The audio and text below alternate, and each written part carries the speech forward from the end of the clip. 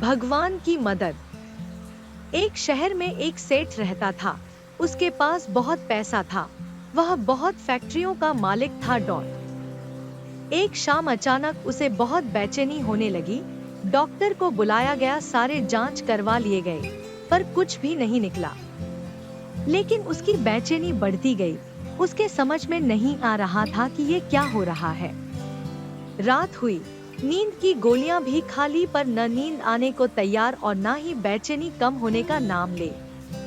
वो रात को उठकर 3 बजे घर के बगीचे में घूमने लगा। घूमते घूमते उसे लगा कि बाहर थोड़ा सा सुकून है, तो वह बाहर सड़क पर पैदल निकल पड़ा। चलते चलते हजारों विचार मन में चल रहे थे। अब वो घर से बहुत दूर निकल आया था और थकान की वजह से वो एक चबूतरे पर बैठ गया। उसे थोड़ी शांति मिली तो वह आराम से बैठ गया। इतने में एक कुत्ता वहां आया और उसकी चप्पल उठाकर ले गया। सेठ ने देखा तो वह दूसरी चप्पल उठाकर उस कुत्ते के पीछे भागा। कुत्ता पास ही बनी झुग्गी झोपड़ियों में घुस गया। सेठ भी उसके पीछे था। सेठ को करीब आता देखकर कुत्ते ने चप्पल वहीं छोड़ दी और चला गया। सेठ ने राहत की सांस ली और अपनी चप्पल पहनने लगा। इतने में उसे किसी के रोने की आवाज सुनाई दी। वह और करीब गया तो एक झोपड़ी में से आवाज आ रही थी। उसने झोपड़ी के फटे हुए बोरे में झांक कर देखा तो वहां एक औरत फटेहाल मैली सी चादर पर दीवार से सटकर रो रही है और ये बोल रही है, हे भगवान मेरी मदद कर, और रोती जा रही है। वो सेठ कर्म प्रधान तो था पर नास्तिक था।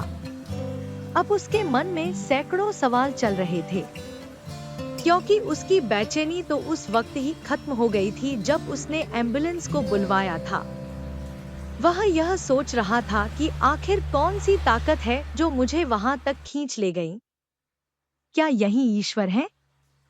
और यदि ये ईश्वर है तो सारा संसार आपस में धर्म जात पात के लिए क्यों लड़ रहा है? क्योंकि ना मैंने उस औरत की जात पूछी और ना ही ईश्वर ने जात पात देखी। बस ईश्वर ने तो उसका दर्द देखा और मुझे इतना घुमाकर उस तक पहुंचा दिया।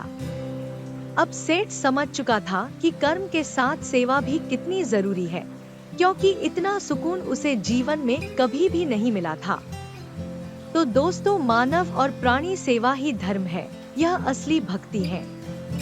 यदि ईश्वर की कृपा पाना चाहते हैं तो इंसानियत अपना लें और समय समय पर उन सब की मदद करें जो लाचार या बेबस है, क्योंकि ईश्वर इन्हीं के आसपास रहता है। हम भगवान को तो मानते हैं, लेकिन भगवान की नहीं मानते। यही बड़ी समस्या है। आइए चिंतन करें, सहज और सरल बन जाए। सेठ के दिल में ख्याल आया कि आखिर वो औरत क्यों रो रही है, उसको तकलीफ क्या है, और उसने अपने दिल की सुनी और वहां जाकर दरवाजा खटखटाया। उस औरत ने दरवाजा खोला तो सेठ ने कहा कि मुझे तो बस इतना जानना है कि तुम रो क्यों रही हो।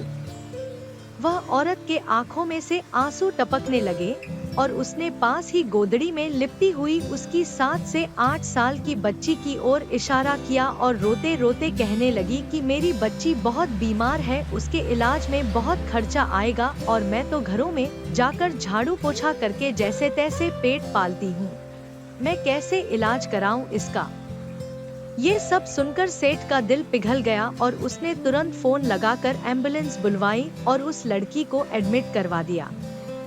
डॉक्टर ने 1.5 लाख का खर्चा बताया तो सेठ ने उसकी जवाबदारी अपने ऊपर ले ली और उसका इलाज कराया और उस औरत को अपने यहाँ नौकरी देकर अपने बंगले के सर्वेंट क्वार्टर में जगह दी और उस लड़की की पढ़ाई का जिम्मा भी ले लिया।